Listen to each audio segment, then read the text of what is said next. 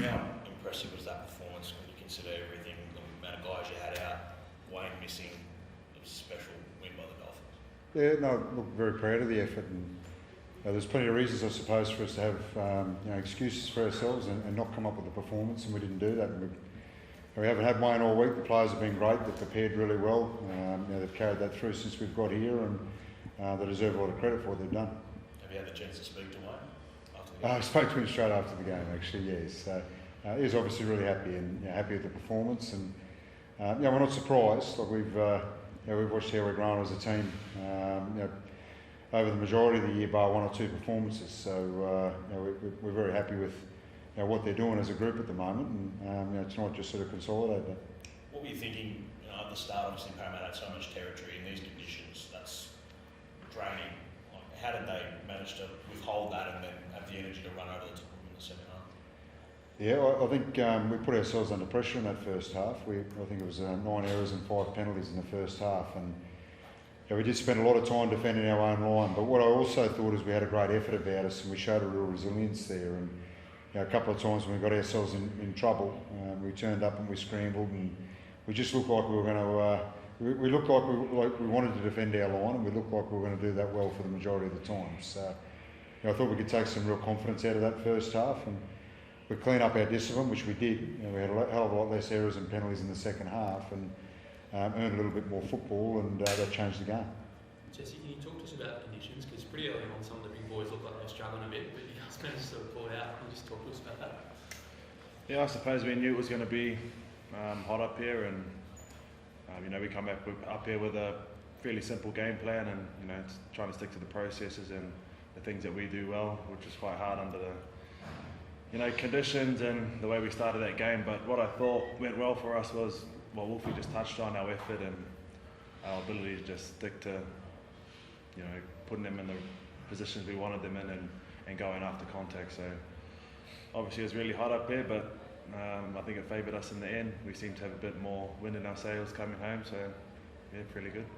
Kristian, I know you're really focused on this year, as you said yesterday, but does it kind of make you excited to see this playing group that you know is going to be yours pretty soon playing like that? Oh, look, I'm excited to watch the group develop. I love watching guys like Max Plath, Isaiah Katoa, Jack Bostock, those young blokes in the group, and they are young men that are just finding their way in the NRL now, but they're improving every week. They're looking like every bit of NRL players, and it's exciting to see them develop from where they were last year to where they are this year. So, I haven't got my thoughts in next year at all. At the moment, my job is to support Wayne and play my role as an assistant for the team, and I'm excited about that at the moment. We'll worry about next year. What about trade forward, Kristian? How impressive you see 27 to come into this side and play the way you did tonight? He's a great story. He's from Oswald, a small town, and moved to Rockhampton for opportunities in the Queensland Cup, and then moved to Redcliffe from there. And he's been a great player in the Queensland Cup for a long time. And he's one of those guys that I think everyone admires, because you go and watch him play Queensland Cup, and he's brave, he's courageous, he competes. And he's obviously got that bit of excitement about his speed and his try-scoring ability, and he's a bit like a pinball machine. He bounces off blokes and hard to tackle, but to see him be able to go out there and do some of that tonight, on the biggest stage, I couldn't be prouder of him and happier for him at the same time. Is he too good to be playing Queensland Cup? Well, look, if he keeps going the way he did tonight, then it's something we're going to have to look at, obviously. But as I said, he's a real credit to himself. He conducts himself great. He's worked really hard and deserves every opportunity he's got. What's your guys' teammate, Jesse? Yeah, he's fairly quiet, but he's harder to.